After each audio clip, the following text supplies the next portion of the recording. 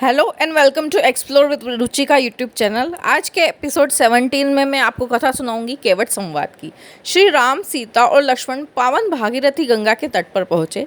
गंगा के इस प्रदेश पर भीलों का अधिकार था और उनके राजा का नाम गुह था। एक लोकप्रिय एवं सशक्त शासक होने के साथ ही साथ वो गुह राम के भक्त भी थे। यह ज्ञात होते हैं कि राम अपने लघु भ्राता लक्ष्मण और पत्नी सीता के साथ उनके क्षेत्र में आए हुए हैं। वह अपने मंत्रियों और परिजनों के साथ उनके स्वागत के लिए आ पहुँचे। भीलराज गुह को देखकर राम स्वयं आगे बढ़े और उनसे गले मिले। वक्कल धारण किए हुए राम, सीता और लक्ष्मण को देखकर गुह को अत्यंत दुख हुआ। उसने विनयपूर्ण स्वर में कहा, हे रामचंद्र, इस प्रदेश को आप अपना ही प्रदेश समझें।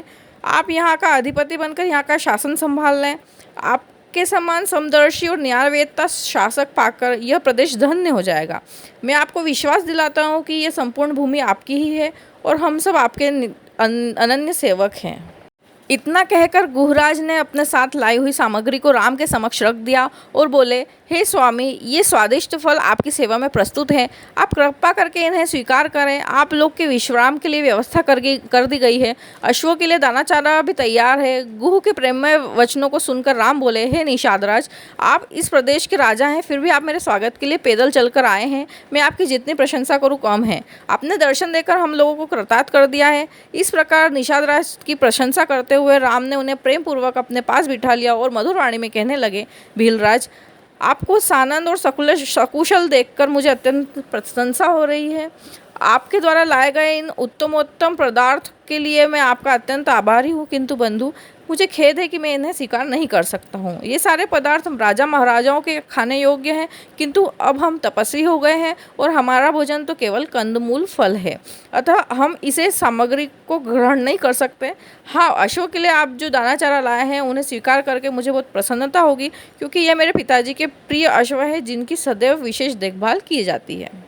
गुह ने भीलों को अश्वों के विशेष प्रबंध के लिए आदेश दे दिया। संध्या होने पर राम, सीता और लक्ष्मण ने गंगा में स्नान किया तथा ईश्वरोपासना के पश्चात उन्होंने कंदमूल फल का आहार किया। गुहराज उन्हें उस कुटी तक ले गए जहाँ उन्होंने उनके विश्राम के लिए व्यवस्था की हुई थी।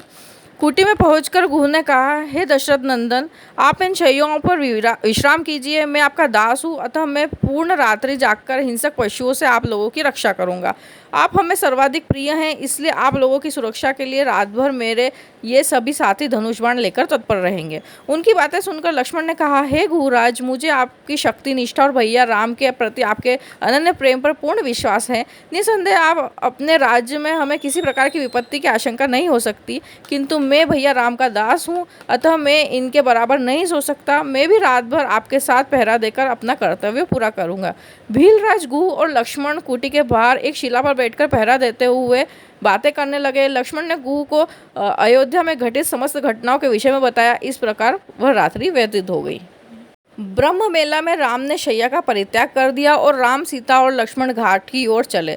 उन्हें घाट की ओर जाते देखकर मंत्री सुमंत ने हाथ जोड़कर कहा, हे रघुकुल शिरोमणि, अब मेरे लिए क्या आज्ञा है। रामचंद्र ने उनकी कर्तव्य निष्ठा की प्रशंसा की और धन्यवाद देते हुए कहा, सुमंत, अब आप शीघ्र ही अयोध्या के लिए प्रस्थान करें। गंगा पार करने के पश्चात हम उसके आगे की यात्रा पैदल ही करेंगे। आप अयोध्या जाकर मेरी, सीता और लक्ष्मण की ओर से पिताजी, माताओं और अन्य गुरुजनों की चरण वंदना करें। उन्हें धैर्य दिलाते हुए हमारे ओर से संदेश दें कि हम तीनों में से किसी को भी किसी प्रकार का कोई भी दुख नहीं है। उन्हें यह भी कहें कि ये 14 वर्ष की अवधि समाप्त होने पर मैं, सीता और लक्ष्मण आपके दर्शन करने के लिए आएंगे। आप भाई भरत को कैकेयी से राज्य से शीघ्र बुला लें और उन्हें राज सिंहासन सौंप दें, ताकि प्रजा को किसी प्रकार का कष्ट और असुविधा न हो। हे मंत्रीवर, भरत से भी मेरा यह संदेश देना कि वे सभी माताओं को समान रूप से आदर करें और प्रजाजनों के हित में सदैव ध्यान रखें। गंगा के घाट पर नदी पार जाने के लिए राम अपने भक्त केवट से नाव मांगते हैं, लेकिन केवट इसके लिए तैयार नहीं होते। केवट अपना संशय प्रकट करते हैं कि कहीं आपकी चरण रज का स्पर्श पाकर मेरी नाव भी नारी न बन जाए, जिस तरह से पत्थर की शिला अहिल्या नारी बन गई थी। इसलिए नाव पर बैठाने से पहले केवट बड़े भाव से राम, लक्ष्मण और सीता के चरण धुलाते हैं। तब भगवत वत्सल भगवान राम अपने हाथ केवट के सर पर रखकर उन्हें आशीष देते हैं। गंगा पार उतरने के बाद जब राम केवट को उनकी मजदूरी देने की चेष्टा करते हैं, तो केवट मजदूरी लेने से मना कर देते हैं और कहते हैं कि हम एक ही जाति के हैं, मल्लाह कभी मल्लाह से मजदूरी नहीं लेते। वह कहते हैं कि आज आप मेरे घाट पर आए हैं तो मैंने आपको पार उतारा है, और जब मैं आपके घाट आऊँ तो आप मुझे भवसागर से पार लगा देना।